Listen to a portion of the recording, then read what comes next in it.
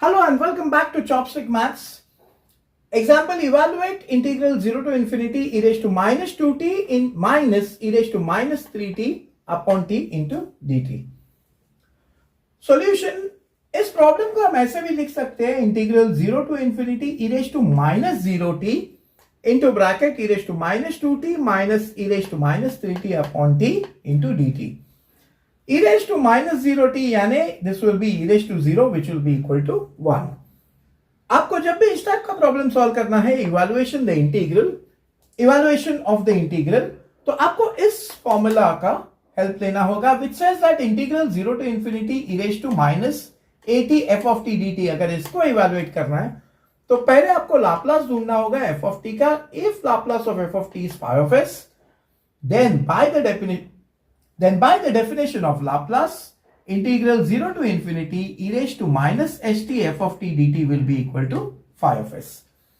अब हम s is equal to a substitute कर सकते हैं. So substituting s is equal to a, we will get integral 0 to infinity e raised to minus at f of t dt will be equal to phi of a. यानी phi of a जो value होगा वही इस integral का value होगा. तो अब हम अगर इसके साथ कंपेयर करें इसको, तो देखिए f of t is e raised to minus 2t minus e raised to minus 3t upon t. तो आपको इसका लाप्लास लेना होगा, Laplace of e raised to minus 2t minus e raised to minus 3t upon t.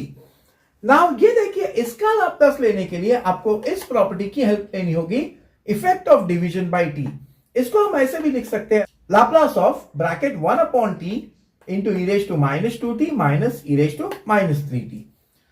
Now, effect of division by t. If Laplace of f of t is phi of s, then Laplace of 1 upon t into f of t will be integral s to infinity phi of s into ds. अब हम इसको अगर इसके साथ compare करें तो f of t is e raised to minus 2t minus e raised to minus 3t. तो पहले आपको इसका लाप्लास लेना होगा, Laplace of e raised to minus 2t minus e raised to minus 3t. Which is equal to Laplace of e raised to minus 2t minus e raised to minus 3t. So Laplace of e raised to minus 2t minus e raised to minus 3t will be, Laplace of e raised to minus 2t will be 1 upon s plus 2. Minus Laplace of e raised to minus 3t will be 1 upon s plus 3. तो अब हमने Laplace of e raised to minus 2t minus e raised to minus 3t ले लिया है, और अब हम proceed कर सकते हैं Laplace of 1 upon t into e raised to minus 2t minus e raised to minus 3t ढूंढने के लिए. Now, using the property effect of division by t, we'll Laplace of 1 upon t into e raised to minus 2t minus e raised to minus 3t will be equal to integral s to infinity 1 upon s plus 2 minus 1 upon s plus 3 into ds. Now, आपको ये integral evaluate करना है, तो आपको इस integral की help लेनी होगी, which is integral dx upon ax plus b is log of ax plus b upon a plus c. तो देखिए यहां पे वेरिएबल x के बजाय वेरिएबल s है, a is equal to 1 और b is equal to 2. So using this integral of 1 upon s plus 2 is log of s plus 2 minus integral 1 upon s plus 3 is log of s plus 3 within the limit s to infinity. अब हम इसे थोड़ा simplify कर सकते हैं, which is log of s plus 2 minus log of s plus 3 is equal to log of s plus 2 upon s plus 3 using the property of log, which is log of a minus log of b is equal to log of a upon b. अब हम limit substitute कर सकते हैं, तो substituting the upper limit, infinity plus 2 will be infinity upon infinity plus 3 will be infinity. लेकिन log of infinity upon infinity is indeterminate. Log of infinity upon infinity is indeterminate, यानी इसका value determine नहीं कर सकते, because infinity का कोई specific value नहीं होता है, it's a very large number. So हम डिवीजन कैरी आउट नहीं कर सकते. तो हम क्या करेंगे, इसको we will divide s plus 2 and s plus 3 upon s.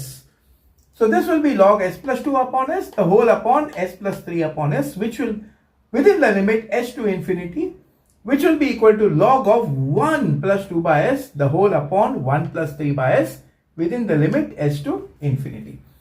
अब हम लिमिट सब्स्टिट्यूट कर सकते हैं, that is limit log 1 plus 2 upon infinity, upper limit पहले सब्स्टिट्यूट करेंगे, log of 1 plus 2 upon infinity upon 1 plus 3 upon infinity minus log of, अब lower limit substitute करेंगे 1 plus 2 upon s upon 1 plus 3 upon s. Now 2 upon infinity or 3 upon infinity. Now 2 upon infinity is a very big number, so 2 upon infinity tends to 0. Also 3 upon infinity will tend to 0.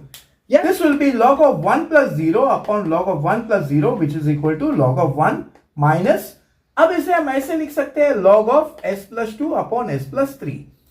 Log of 1 is 0, so this will be equal to minus log s plus 2 upon s plus 3.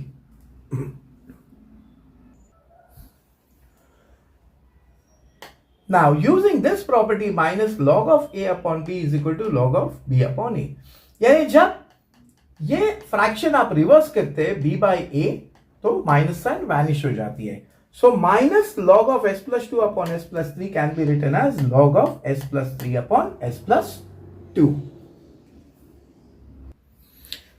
यानी Laplace of 1 upon t into e raised to minus 2t minus e raised to minus 3t is equal to log of s plus 3 upon s plus 2.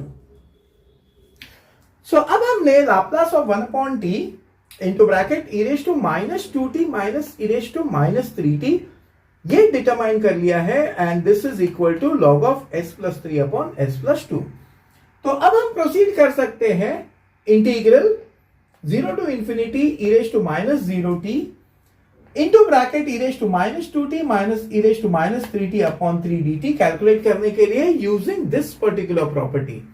So by the definition of Laplace, integral 0 to infinity e raised to minus st into e raised to minus 2t minus e raised to minus 3t upon t dt will be equal to log of s plus 3 upon s plus 2.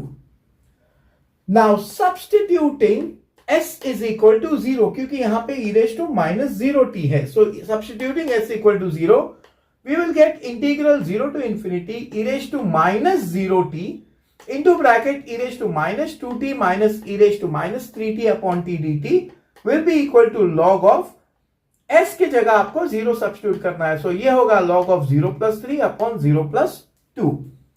So हम अब इसे ऐसे लिख सकते हैं, integral 0 to infinity e raised to minus 2t minus e raised to minus 3t upon t dt will be equal to log of 3 by 2. So this is the value of the integral 0 to infinity e raised to minus 2t minus e raised to minus 3t upon t dt.